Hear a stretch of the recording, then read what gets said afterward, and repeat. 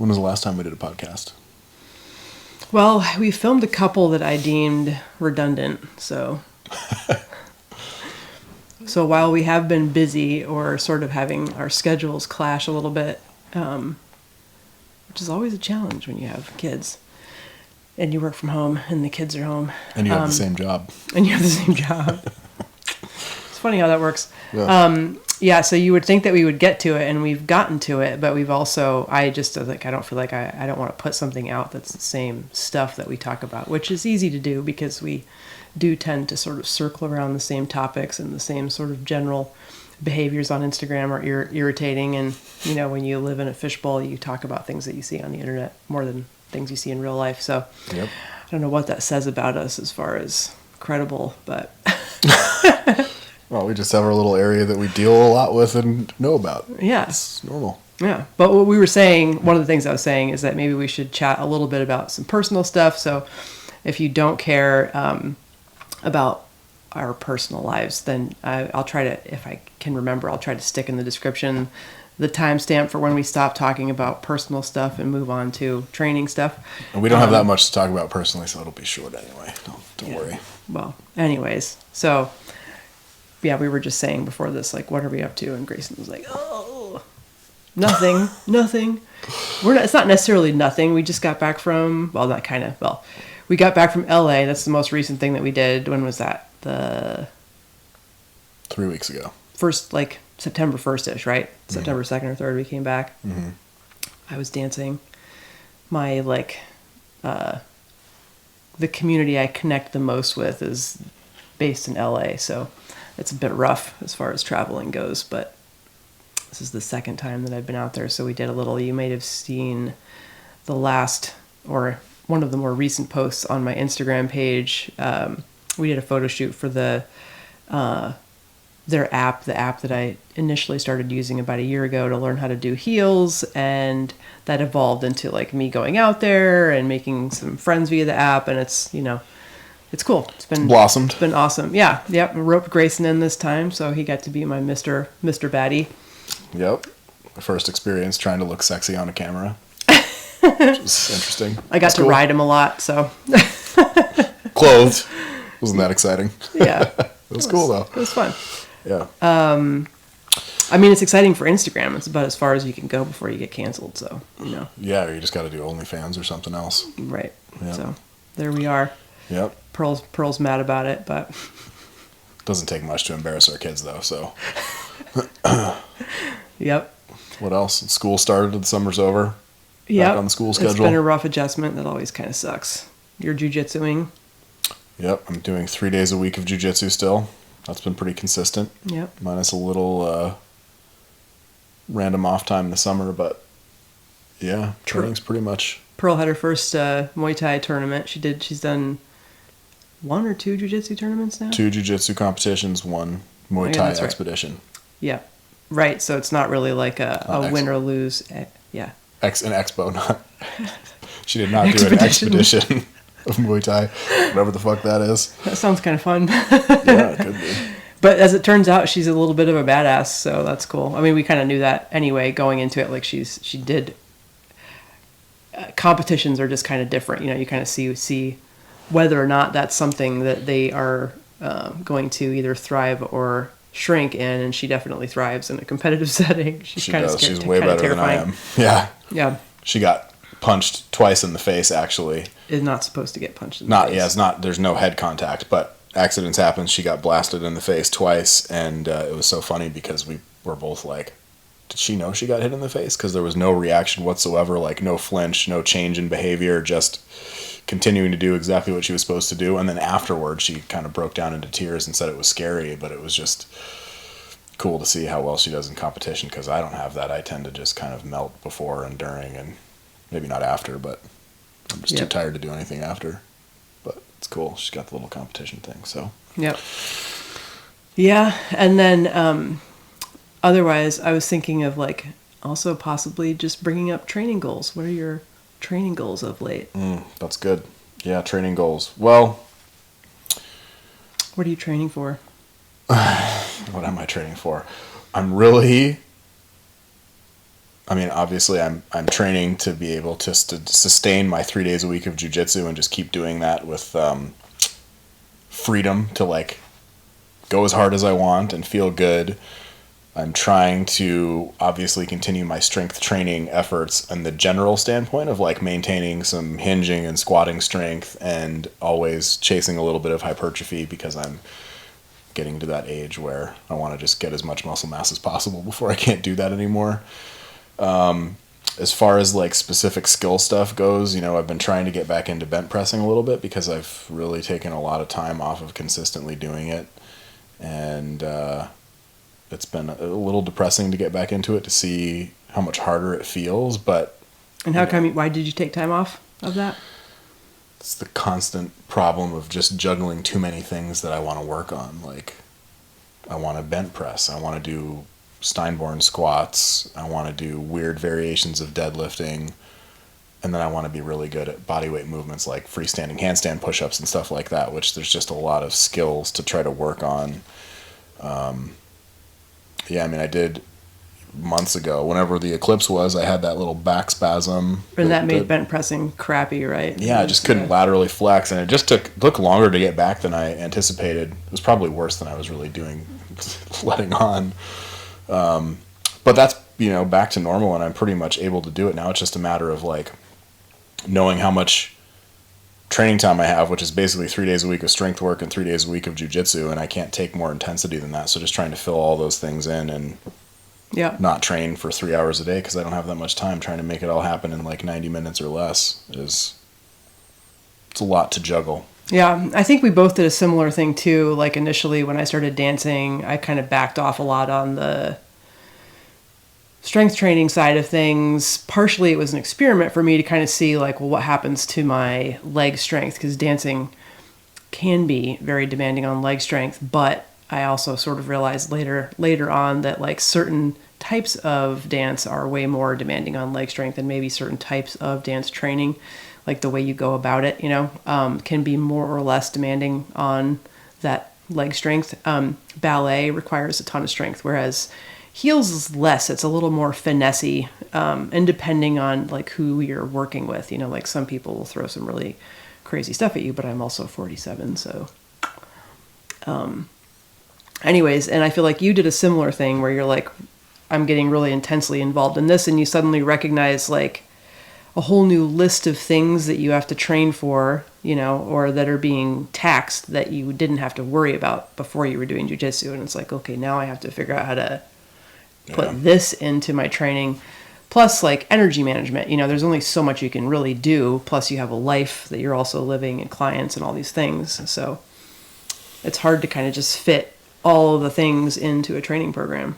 Yeah, it's funny. If I were to look back at like PRs, I have not had a big PR on a lift, really big ones, since I started doing jiu-jitsu, which makes sense because for those of you that do jiu-jitsu, you know, it's really can be really intense, especially in the beginning.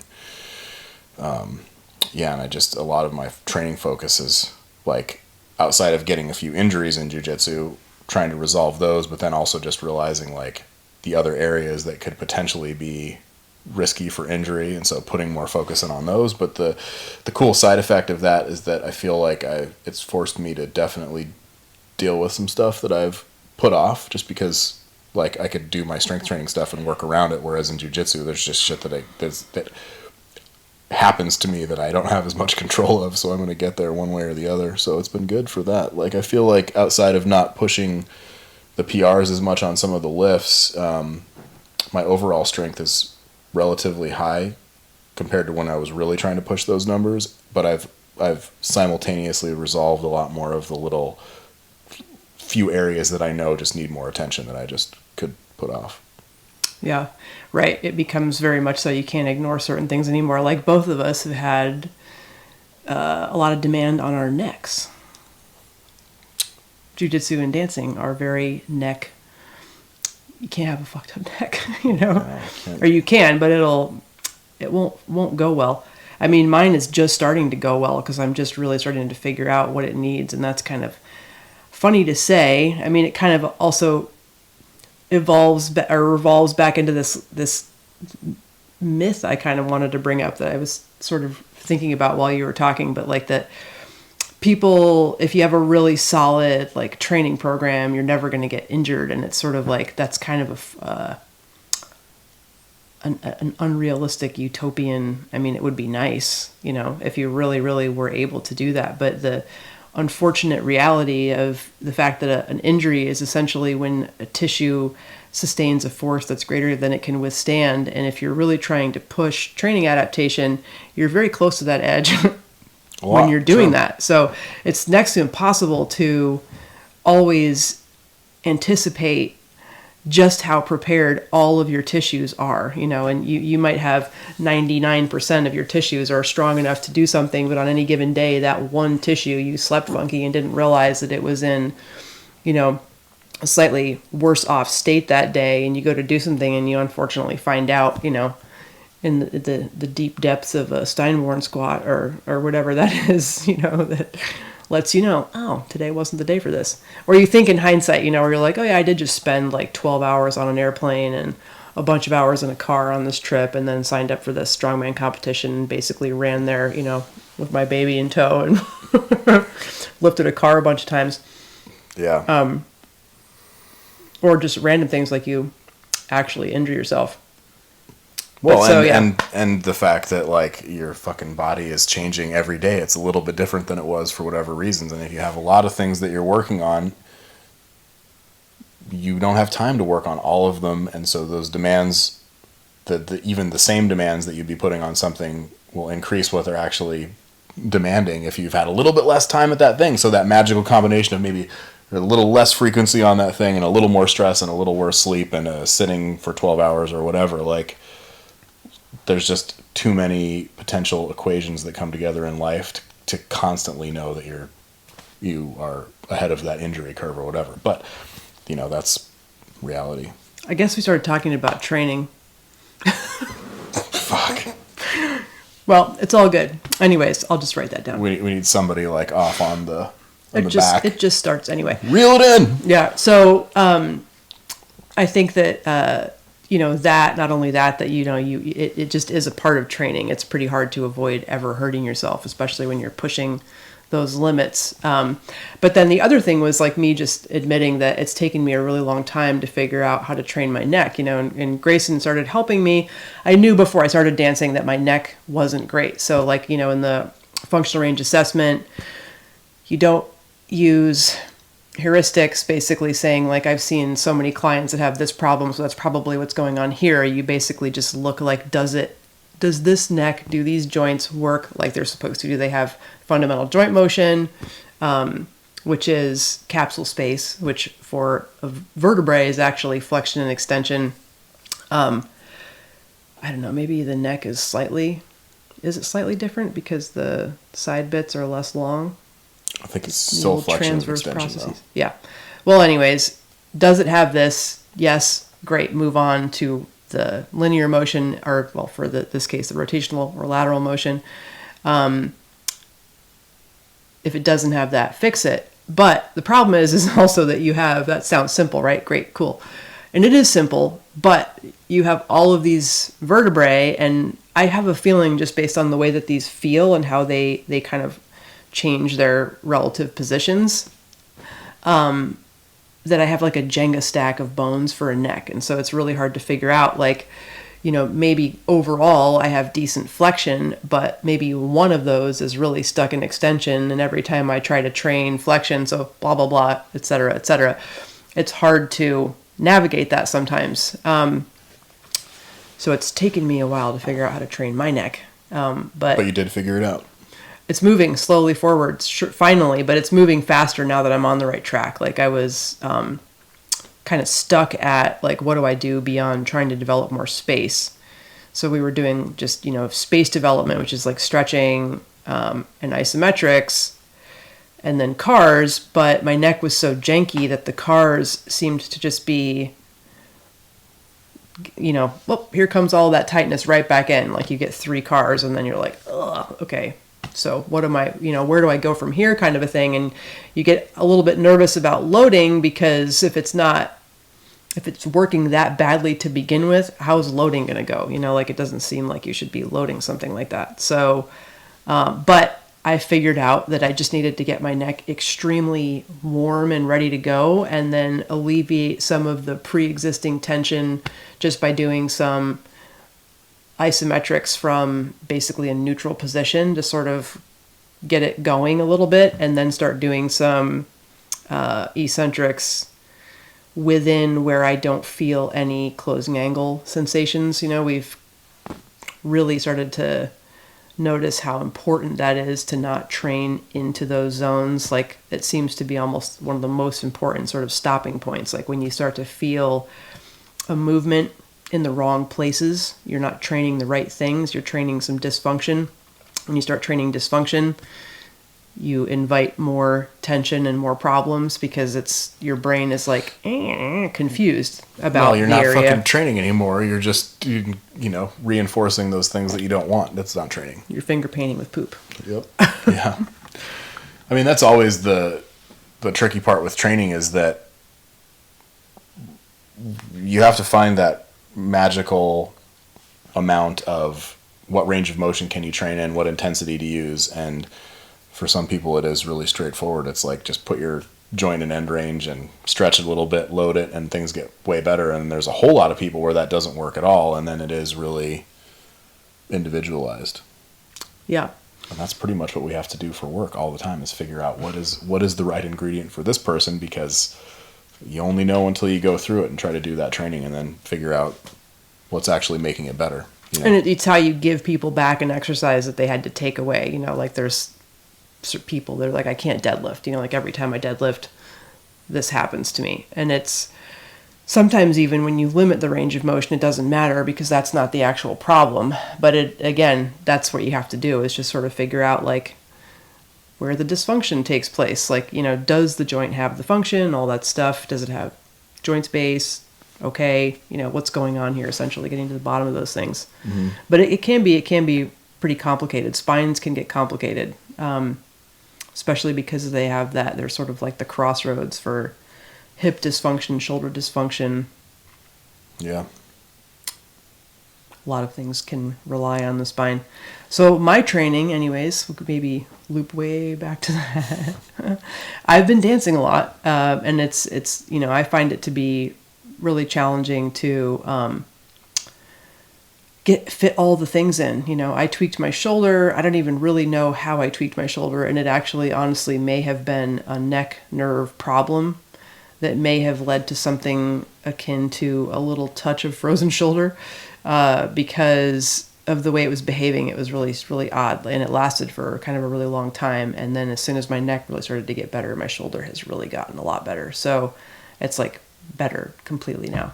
But that took me, again, it all took me a while to figure out, like, okay, I just thought I maybe had done like a little mini rotator cuff tear, doing all the right things, but it's just not really going anywhere.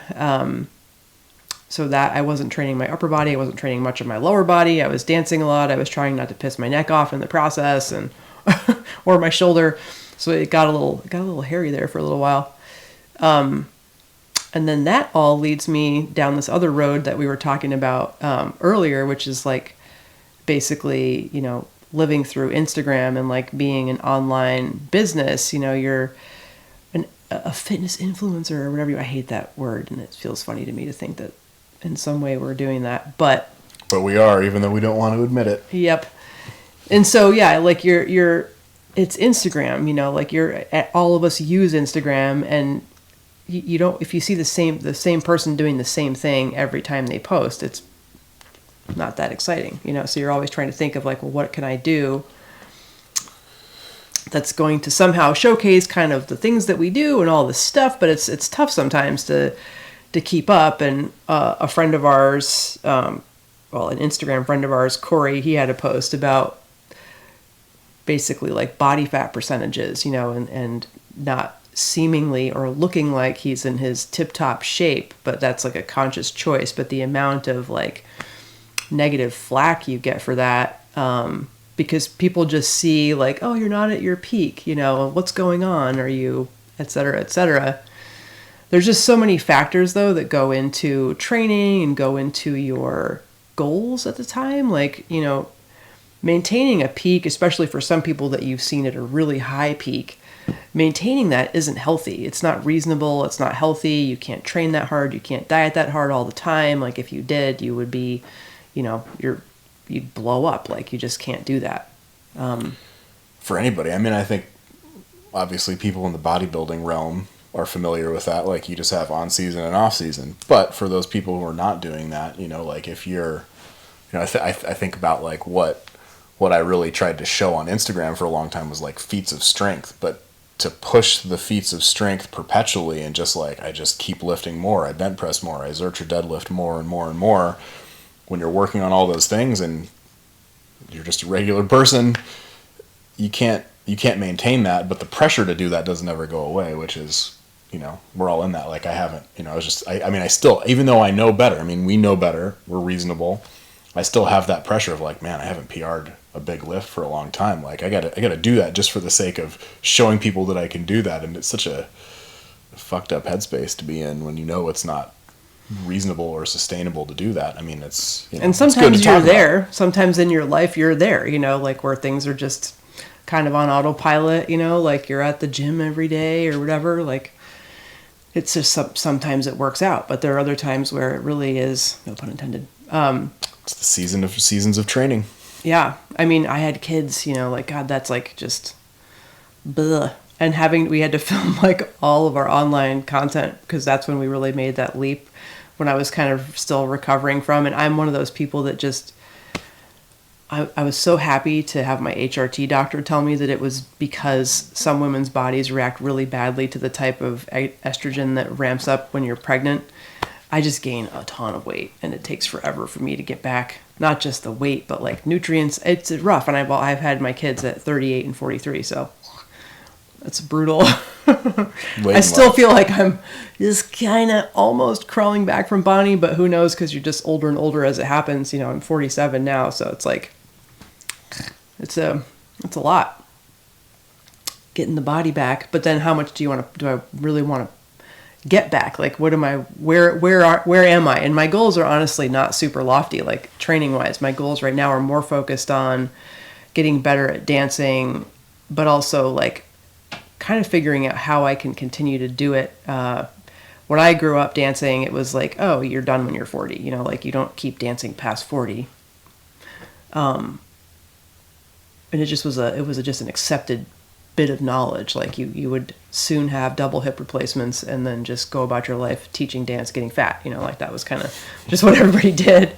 Sounds awesome. Yeah. And so, you know, almost like wasn't even really on my radar that I could honestly really pick this up again.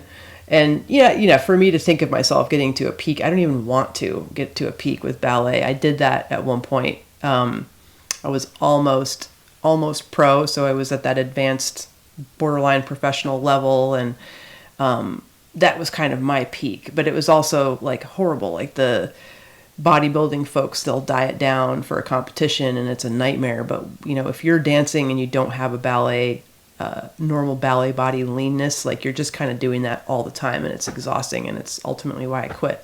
But the effort, like the hours, the daily hours, and that constant thing, it just, you can't keep doing that. Like it's just rough to do that. And for me now with dancing, it's like, how can I push improvement? Because for things that are that neurological, frequency is important, you know, like repetition, frequency, getting into that right zone where you're kind of pushing yourself past your comfort zone, but you're still, it's not too far past over your head. There's a sweet spot where you learn better. And that's why I go to LA, because it's like this, the perfect environment for me in so many ways to just kind of push forward what I want to do.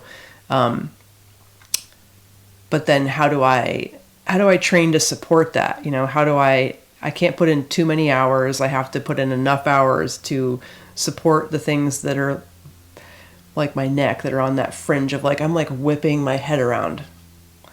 I need a neck. Like I really need a neck to do that type of stuff. Anyways, long story short, I don't have crazy training goals for my strength and my my looks, but my training page is for training, and we're, programming and doing all that stuff, and we have done these things in the past. We know how to do those things, but just because you aren't necessarily at your peak performance doesn't mean that you're out of the game. I mean, that in the definition of peak performance, it shouldn't be something that you're in all the time, right? Yeah. Like, you have to take some off the top edge and do that for a long time, ideally. I mean, I think thinking about just getting older and continuing to train, and the things that are bigger priorities, like freedom to do the stuff that I want to do is definitely a bigger priority than hitting big numbers on lifts, although I don't want to lose that. And so I'm learning now what it takes to be able to find the balance of just trying to maintain, like, try to be somewhat jacked and strong in the weird lifts that I like to do, and push intensity where it feels right. And like, I realize, like, finding that balance and getting older and maintaining that almost becomes the PR focus. Like, it's a PR to be able to continue to do all this shit for a long time. Like, I want to be able to do back tucks and sprint and do jiu-jitsu for the next however long, like as long as physically possible. And so I think that's a lot of where my mental space is with training stuff, is just juggling all those things and making it be sustainable. Because I think that's where a lot of people fall off, is like you get to a really high level. And I mean, I look at this a lot when I see people training. I mean, I laugh. I'm turning into one of those people who's just old enough to talk shit like this now, but I'll see somebody be like, these are the things that I did to hit this 600-pound deadlift. I'm like, you're 27? I'm sure that shit worked. I want to see what that, like, can you maintain a 500-pound deadlift till you're 50, though? Like, those are the things that I think, obviously, it's just because that's where I am, but those are the things that I want to see. see people wave in fitness, especially people that aren't, like, how should I say it, like, professionals at it, whether the professional forces you to have to maintain, or you're a professional because you're just like, you're more consistent than I am. Like, Grayson is very good at, like, adopting certain behaviors almost to the point where it's bad because he's inflexible. Like, it's like, these are the things that I have to do. Whereas I'm more like, I can go another couple more days, and I can spiral off into twittering on about something else that I'm interested in. But Grayson's very consistent. And so, never allowing yourself to get too far away from, like, you maintain your muscle mass, or you maintain things to a degree that it's relatively easy to pop back in. Having a baby for me really threw me pretty far off. And I just wasn't that, like, I see a lot of fitness professional women that they have a kid, and also a lot of their bodies didn't go through quite the extent of change that mine did, which is great for them, and probably it's easier to get back from. Not that it's ever easy. Like, having a baby is intense, and not sleeping is also intense, and trying to recoup that stuff and then throw exercise on top of that is not always the best choice for everybody, but for some people it is. But anyways, seeing that, like, then I'm not gonna lose this. Like, I admire it, but in a way, I just didn't make that choice. It was like, I'm all right here, like, just letting this slide for a while and focusing on sleeping and eating well and being with my kids and not losing my shit mentally. So, and then throw the fitness back in when I'm ready. But it's rougher. You have to, like, climb back from quite farther off. Whereas when you maintain and you can be consistent, you don't have to fall that far away. It's like the people with the diet stuff, where they get all super motivated and then they go off on this really intense, hard to follow, diet plan that's, like, really low calorie, and they get really great results, but there's just not really any way that they can kind of stick with that. And then they fall from grace and go really far down the road in the other direction and gain a bunch of weight back, and then they start yo-yoing, and it's just like, maybe it's better to find something that is more sustainable so that you can stay consistent, because it really is a long-term game. It's not about massive restriction and tiny little body fat percentages and taking your pictures and then using those for Instagram for the rest of your life. But I mean, and hopefully that's what you're considering as you go on training, that it's the long game that matters. I talk to people about this I do jiu-jitsu with, where we just, talk about like, you want to get better at jujitsu. Well, you got to do more jujitsu. So they're like, you should go try more than 3 days a week. And I'm like, that sounds great. That's going to completely affect all of my other stuff though. Like I can't adapt to that much intensity. And my goal is to do jujitsu until I'm a little old man. And I know that if I get after it now and start doing more than 3 days a week, I'm going to be more beat up, or I'm going to have to do less of my other training. And so, yeah, I mean, I think that's a good thing to start considering as soon as possible, is just like, what level of things do you need to do to maintain and seek out progress, maybe on a slower scale, but also just make you able to do that for a long time if you really want to do that thing. Because I mean, maybe it's something that just you don't it's hard to see that at a certain age. I mean, I did at 41 now, this is really the first time where I've really started to think about like what it's going to take to be able to stay as capable as I am now for as long as possible, whereas before I didn't think about that as much. I knew that it was out there and it was in the background in some ways, but I was way more focused on just like, how am I going to Zercher deadlift this number? Like, which was, from when I started training up to a certain point, that was all that I thought about. And now that's switched places now.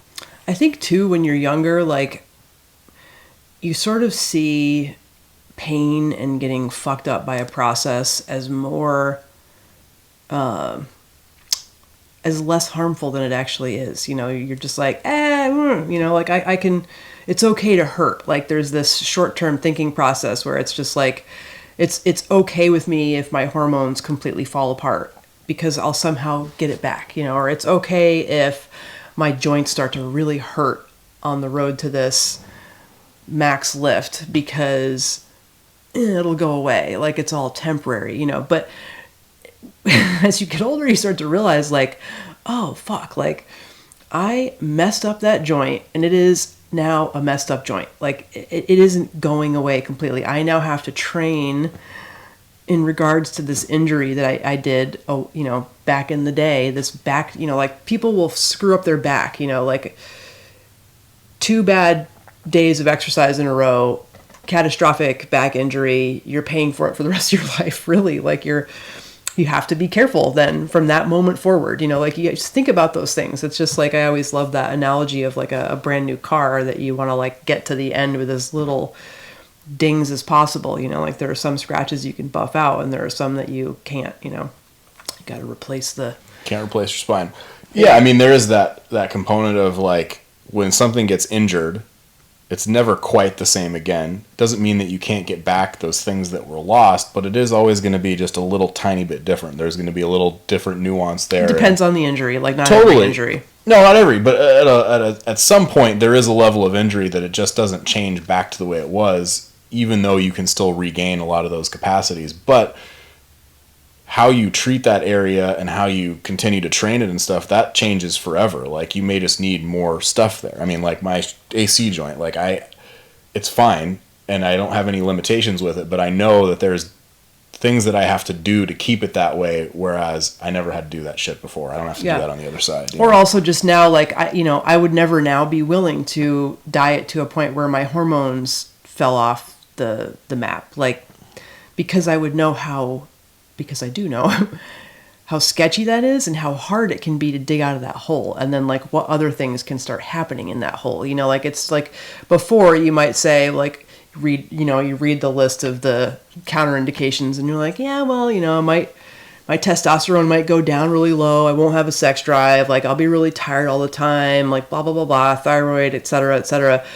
But that stuff can have long-reaching effects and can be hard to walk back. Like it's not just this little, like, outfit that you can change out of. And at this age, that kind of stuff really has ramifications. And the big point here also is that you can train for health and performance and aesthetics without having to go quite to that level of like all falling apart, and yeah, maybe for me that means that like I'm not going to have a 100% cellulite free body, but also as you start to, get to be 47, I don't think I really look that great with 100% like low body fat. It's like a real kind of parched sort of look. It's like,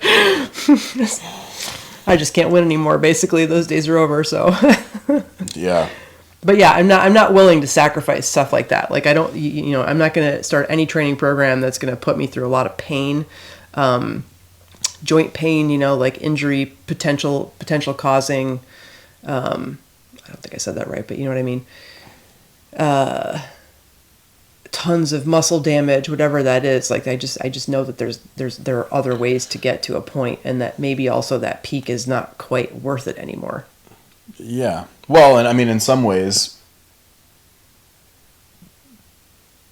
I don't know, actually, scratch that. I lost it. I have too many thoughts going on about what I was going to say. That you can train for all those things. Well, yeah. Without so much sacrifice. Like the sacrifice isn't always necessary. Yeah, but I think that there's a lot of that you can't feel that way until you get to a certain age, and maybe you already did that at one point. Like you almost have to go through that and then just deal with the consequences and get older and get more perspective, which is the cool part about getting older, is that you get a lot more perspective on what's a priority and what isn't.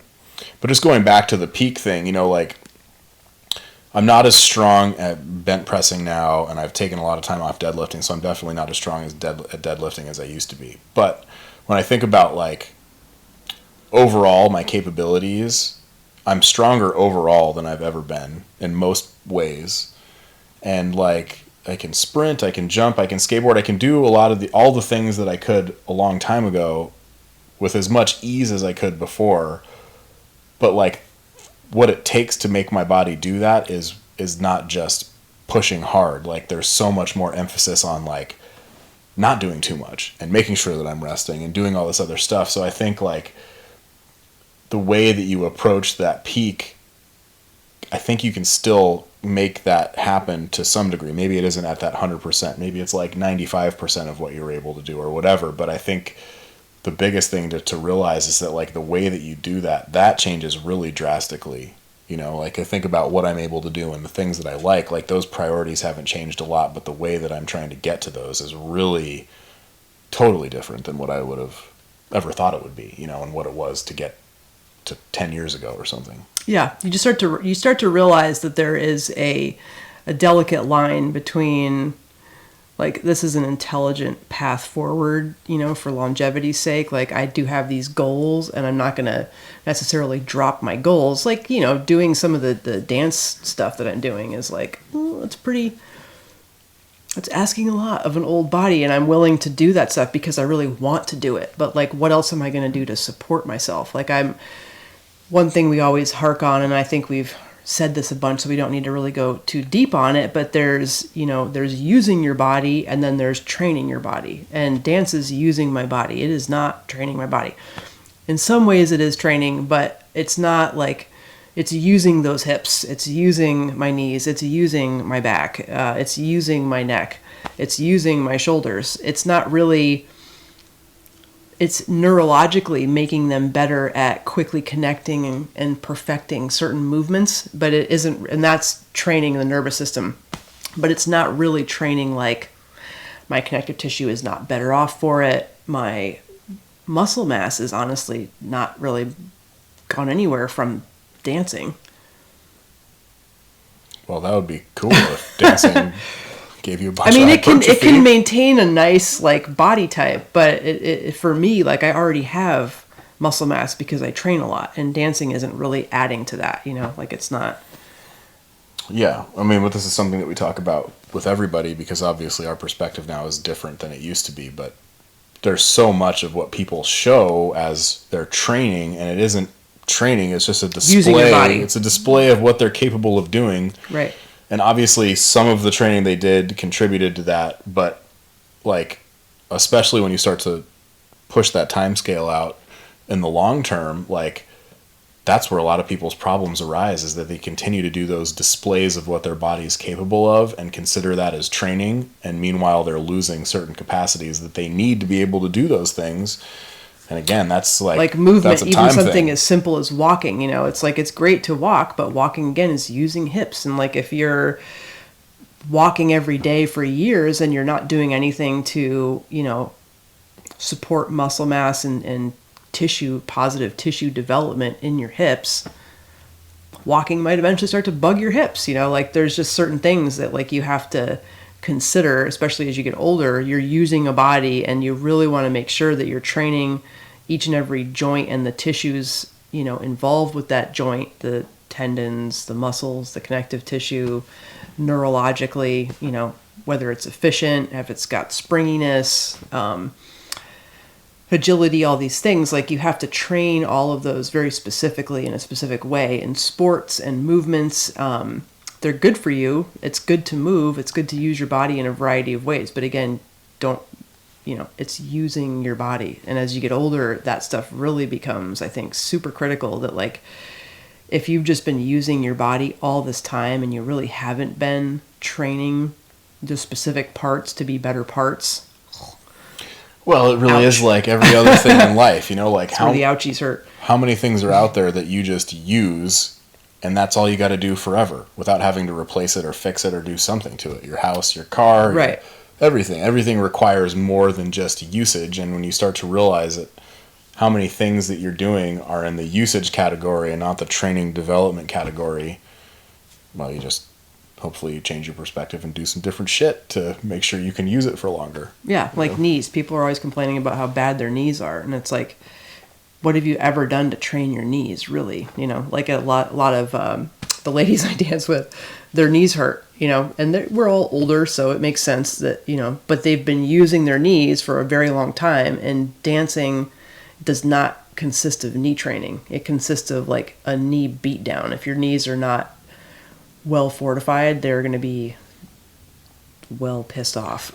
Yes. And of course, like, it's not just black and white. Like, dancing is better for your knees than not dancing, right? Like, you're depending. Yeah, but I mean, it's sort of like the thing about dancing. I mean, what they're seeing now with like running, where people used to say like running wears your knees out, and now they're finding that like some impact, like running is actually good for the stuff in your knees. Like, yes, like you need to load those structures, and that does something that's important, but often we need a little more than that, and the more is dependent on some specifics to your knee or it depends. Like, if you have a messed up knee, running isn't going to fix your knee.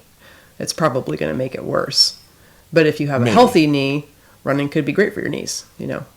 I mean, again, you got to fucking look at the person and see what's going on and then figure it out. And nobody can just say that everybody should do this or that or whatever. Yep. That was so general, but yeah. Anyway. And we've harped on that before too. So if you want to hear us wax on about how, exercise form is not something that's going to save you, because it really depends on the body. We have that in prior podcasts. Probably more than one. I'm trying not to be redundant, because who wants to listen to people talk about the same old, same old. So yeah, training older as an older person. Yep. But it's very doable. Yeah. Hopefully that wasn't a deterrent for anybody out there. Yeah. I think that's it. I think that's all of our time. Yeah. We do have a couple seconds. So thanks for joining us. Yeah, we really appreciate it. Yep. I think we should do a quick bit and then cut and stick it in the beginning about the training program, because if we put it at the end, no one's going to get to it. Oh, yeah. Yep. Okay. Do we know what we want to say about it?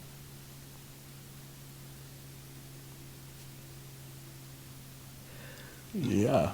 You're going to just cut this off and edit it into the beginning? Mm-hmm.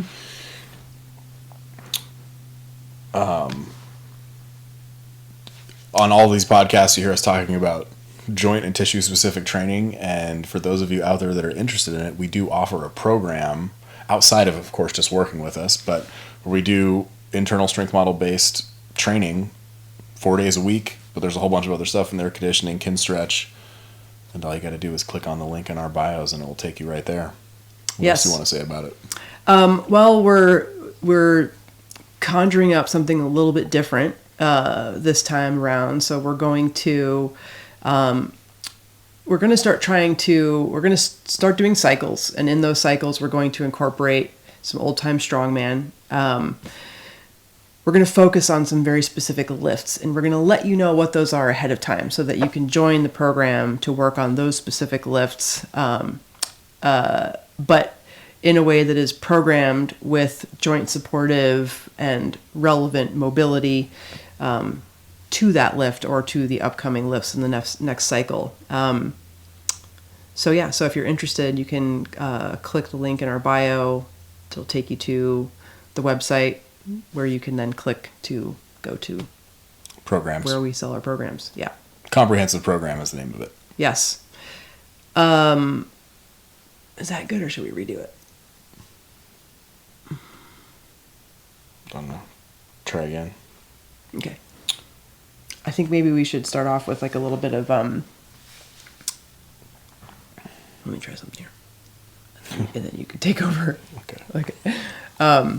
Hi. So we just wanted to tell you a little bit about what we do, what we offer. I know you guys see us on Instagram and follow us and have listened to maybe one or two of these podcasts. Thank you for that. But maybe we're not super clear on what we actually offer and what we actually do. So we just wanted to expand on that a tiny bit, and also let you know about a program that we have coming up, focusing on some internal strength model combined with some old time strongman. And it also still includes, just like our comprehensive program always does, we have conditioning in there. So we have some zone 2, we have some high intensity intervals, kin stretch classes that we have filmed, as well as the internal strength model stuff. And we're going to sprinkle in some specific old time strongman lifts. Yeah, I mean, really the goal, the overall goal is always to train to build muscle and take care of all of your body parts in a sustainable way that's fun. And how you go through that, we try to give you some options within the program that fit your available time to train. So there's like a whole lot of training that's in there, and you can pick how much of that you need for what you really want to get out of training, and we're always available to help you figure that out. We really like to do that too with people who are in the program, because then we get to meet you and see you face to face, and we can just help explain better what we think you should be doing. But it'll be fun to get in some of this old time strongman stuff, because a lot of that does have some pretty interesting and specific mobility demands, but it's also just a really fun way to change up your traditional strength training. And even if you're somebody who's not interested in doing some of the old time stuff, the cool part about it is that it's gonna change the way that you're training some of those parts, and then getting better at the old time lifts carries over to the regular lifts too. So it's just a nice variation to learn some different stuff. In addition to, if you get really good at doing some of those old time strongman lifts, like, you're going to be really good at doing lots of other weird strength requiring things in life too, which is cool. I like that. Things that aren't shaped like barbells and such. Yeah. But yeah, so essentially kind of what we do is we do personal training, we do programming, and we do those both in person and online. So we learned during the pandemic that training with people, personal training over the phone, is really not as awkward as it seems. The phone kind of dissolves, and you could take us with you to the gym if you want, either in a one-on-one type of a way, or we have a generic program that we also offer online. So you just it loads into an app on your phone, and you see whatever it is you have to do. But we try to personalize it and help you personalize it as much as possible, because the internal strength model really is about personalization. So it's a more cost-effective way, basically, to get our programming personalized. But we do offer, like Grayson was saying, we offer that like a half-hour free consultation with you when you join the program. So we really do want to talk to you and help you. It's not annoying or obtrusive. Like that's what we want to do. So yeah. Anyways, so stay tuned to our Instagram pages for more about when that cycle is going to start and exactly what it's going to entail. But yeah, enjoy the rest of the podcast. Yeah, thanks. Okay. 2:30 on the dot. Sweet. Okay.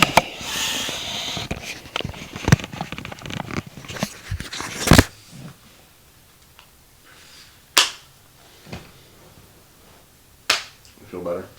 I do.